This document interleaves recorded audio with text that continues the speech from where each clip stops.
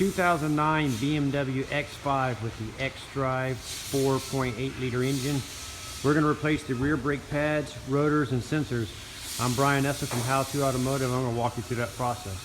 To get started, we're going to lift the car up, put it on a hoist. If you're doing this at home, use floor jacks and jack stands. Okay, we're going to start. I have this little tool. It's called a wheel stud pilot tool. You take out one of the lug nuts and you screw it in, and then when you take out the rest of the lug nuts, the wheel won't fall off on you. So getting her up in the air and getting the rear wheels off, we need to start by removing this clip here, and you're going to use a large screwdriver. So with the screwdriver, we'll put it in between the rotor like this and just pry it. What I like to do is I pry it like that with one hand with the screwdriver, and with the other hand grab it right here and kind of pull it out. Now that we got that clip off, we're going to, on the back of the calipers, on the top and the bottom, we're going to pull these little plastic caps off. So after we get the plastic clips off, we're going to remove the brake lining indicator sensor out of the way. And to do that, we're just going to pry it out of the pad right here. Usually wiggle it back and forth and pry it out. And then up on the bleeder screw, there's this little rubber tab. You're going to pull that off, and that pulls the wire out of there. And then under the wire loom here is this little plastic I don't know what they call it, but a little clip here, and you pry it out with a screwdriver and then pry it off. And now you can take your wiring harness and pull it out of the wire loom here and follow it around. So you're going to follow the loom around and pull it out of its little, everywhere it's mounted. So it's mounted here, you're going to pop it out. We're going to flip these little ears open here and here and here, and you just use a flat blade screwdriver, and then we're going to pop it out here. And then what we're going to do is we're going to remove on the splash shield here a couple of these little in a 10mm here, and we're going to take a couple of these little clips out, and we're going to peel this up to get to the electrical connector. So after removing a clip here, an 8mm bolt on the bottom of the skirt, and a 10 here, I kind of was able to flip it up, and then there's this little plastic door you flip it open with a little pocket screwdriver or flat blade screwdriver, and then you're going to pop the whole connector out like that, and you're going to push the little squeeze tab and unplug it. Then we're going to plug the new one back in, put it back in here, route it through here, and then go ahead and button this splash shield back up. So after putting our new sensor, plugging it back in, routing it through the first little loom here, now I'm going to put the clips back in, the 8mm bolt and the 10mm bolt back in here. Then I'll continue routing it around back into its little perches here, and then I'll just leave it hanging over here until I'm finished with the rest of the brake service, and then I'll put the final clips and stuff on. So after just reclipping everything on this that I took off on the control arm, including the little clips here, there's another one identical to this on the opposite side of the shock here. So I just leave the new sensor hanging here. Now we're going to remove the bolts that are in the caliper here and take the caliper off. But before we take the caliper off, these brake rotors like to build up these large lips. So we need to compress the piston a little bit. So what you're going to need to do is take a screwdriver like so and put it in the caliper a little bit and give it a little pry like that. And what that does is that pushes the piston in just a little bit. It makes it kind of loose, so we can get, when we take the bolts out, we can clear the lip and the pad will come out. So now we're going to take out the 7mm Allens that hold the caliper bolts in. So you'll take those out, take them out completely and set those aside, both of them top and bottom. And now you should be able to work your caliper off. And what I like to do is just kind of set it up on top of the suspension like so, out of the way. That way it's not stressing the brake line. And then we're going to use a E18 female Torx bit and remove the bolt here and here on the caliper bracket here, and remove the whole bracket. So that socket's going to be E18, like I said.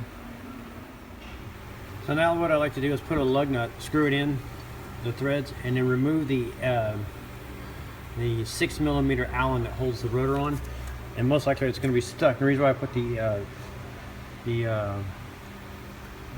lug nut back in is we're going to smack this right here on the edge with a hammer, because it kind of adheres itself to the hub here, and sometimes when you pop them with the hammer, it'll actually pop back and fly off and like fall on your feet or whatever. So I like to just put a little lug nut in there, just kind of catch it, and then once everything's loose, I'll take the lug nut out, take the rotor off. So I'll see if I can smack it free on camera here with one hand. So you're just going to hit it right here on the face, and be careful not to hit the lip of the hub. You don't want to deform that, because then the wheel won't fit right on the hub. So as you can see, it popped free like that. So now I'll take my lug nut off and I'll work my my brake rotor off. So now that we got the brake rotor off, you want to just quickly inspect your park brake shoes. Make sure that the customer or you didn't accidentally leave it on one time and barbecue them. And then these they're really thick and they look in really good shape. So what we're going to do is we're going to put our new rotor on, and what we're going to do is feel a light drag on this, and that's the proper adjustment. If it feels like it's loose, you're going to pull it back off and adjust this screw a couple clicks, put it back on, check the adjustment. If it's still too loose, pull it back off, adjust the screw. You put it on, and then it has a nice light little drag. You just basically want the inner shoes to barely touch the inner side of the rotor. Then you got the park brake adjusted correctly. Then you can go ahead and put the 6mm Allen back in. Okay, after getting your park brake adjustment, you want to put a little blue thread lock sealer on the threads of the 6mm Allen. Go ahead and put that back in and tighten it up. And one of the other tips I wanted to give you is when you're adjusting your brakes and stuff, try not to touch the surface of the rotors. And if you get brake like grease or anything like that on the rotors itself, it's been known to create squeaks, so I try not to touch the rotors with my bare hands. And if you do, just use a little soap and water or a little brake clean and wash it off before you assemble the whole thing. So go ahead and put your 6mm nut in and tighten that down. So next we want to prep our caliper bracket here. So what we do is we take a wire brush and we clean the channels out and scrub them out. If you live on the East Coast, you want to mainly, I mention this because I see a lot of rust on the East Coast cars, is these channels will get rusted and pitted up, and if they're in really bad shape, you may have to actually replace these. But I live here in Southern California, here in Encinitas, California, and we have really good weather, and we don't get that. We don't really have those issues. So I just clean the channels up, and I'm going to put what they call a little bit of Seal Glide, the special grease that designed for brake calipers, and I'm going to put a thin layer right where the brake pads ride, and then we're going to put a little of that blue thread Loctite thread sealer on the threads, and then we're going to bolt it back on the spindle there. So the brand we use is actually Permanex. It's blue, and you just put a little on here, and what that does is the bolts don't really have lock washers, and that prevents the bolts from vibrating loose and coming back out of the brackets. You can go ahead and put some in the this part too, where the caliper pins ride. And then here's the Seal Glide. A lot of brake pads come with the little packet of this stuff in there. If it doesn't, you can get just enough just to do the brake job. You don't need a big tub like this if you're doing this at home or if you're doing it at the shop. So I like to put a thin layer on all the surfaces where the brake pads itself ride.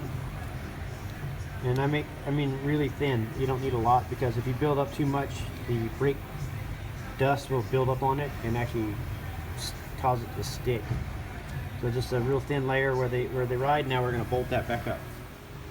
Okay, now we need to compress the piston back in on the caliper, but before we do that, I like to take a little time and open the hood up and suck a little brake fluid out of the master cylinder, because the way I do it is I do not open the bleeder screw, and I'll use my little tool here and I'll push the piston in by cocking the handle, and it drives the piston in, and that shoves the fluid back up the line and into the master cylinder, and if you don't suck a little out, it'll overflow into the engine bay and make a mess. So I always suck a little bit out, then I compress the piston, and then after we compress the piston back in, we got to do a little prep. We got to lube the insides of these guides here where the pins slide through on both sides. Put a little of that Seal Glide lube in there, and we'll put our brake pads in the caliper itself, and then assemble the caliper onto the bracket here and torque everything down.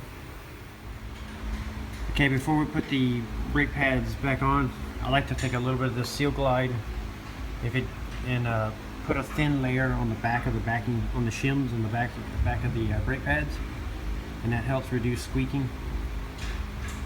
So now we're gonna press this back into the caliper, the one with the clip and the inner, and this is the outer one. The outer one just rides on the channel like that, and the inner one will be pressed back into the piston.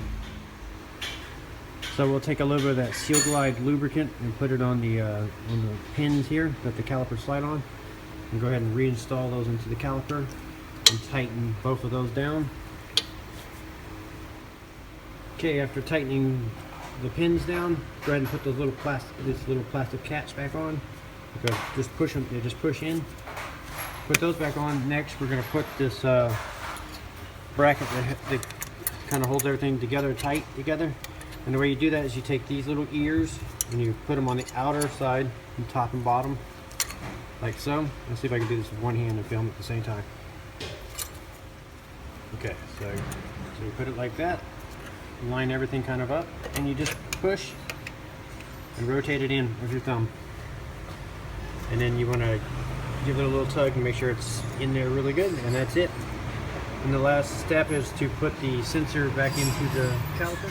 So we're going to take our sensor that we already pre-routed here, and the final step is you'll just put it in the pad, like in the little groove in the pad, and just kind of push it in. You might have to work it back and forth a little bit until it snaps into place like that. And then you're going to route it over here where the bleeder screw is, and put the final cap on like that, and make sure all the loom catches are in place, and route it right, and not going to catch on any suspension parts. And now what you're going to do is you're going to put your wheel on and torque it down, and you're going to pump your brake pedal. And if you did not open the bleeder screw like I did and just push the piston back in, and after you do the job, all you have to do is pump the brake pedal. And if you have a nice firm brake pedal, you will not have to bleed the brake system. If you have a soft, spongy brake pedal and you don't feel like it's right, just go ahead and bleed the brake system. You'll start at the right rear wheel, move to the left rear, right front, left front. And then obviously double check your master cylinder fluid level, because we sucked a little out when we did this. So you want to check the level after you pump the brake pedals. And then go give it a thorough test drive. These rotors come painted with this, like, I'm not sure what they actually call the material they call, but it's a special material to help the brake pads break in. And it sounds like they're metal to metal the first time you hit the brakes. That's normal. You just lightly drag the brakes a little bit as you drive it around the block or whatever, and wear this material off, and it helps seat in the new brake pads. And that completes the rear brakes on a 2009 BMW X5 with the X-Drive system. This one has the 4.8 liter engine, and as always, it's my pleasure sharing my experience with you guys, and I'd like to thank you for watching and remind you to subscribe, and thank you again. Okay, after you repair the brake job, you have to hook a scan tool up to reset this service light. So that light indicates that the brake pads, you also see it over here on the nav screen here, the brake pad, that has to all be reset with the scan tool. And if you don't have that scan tool, say if you're doing this job at home, just after you do your brake job, it's not going to hurt to drive it or anything. You could bring it down to a repair shop and have them hook it up to the scan tool and reset those service lights for you.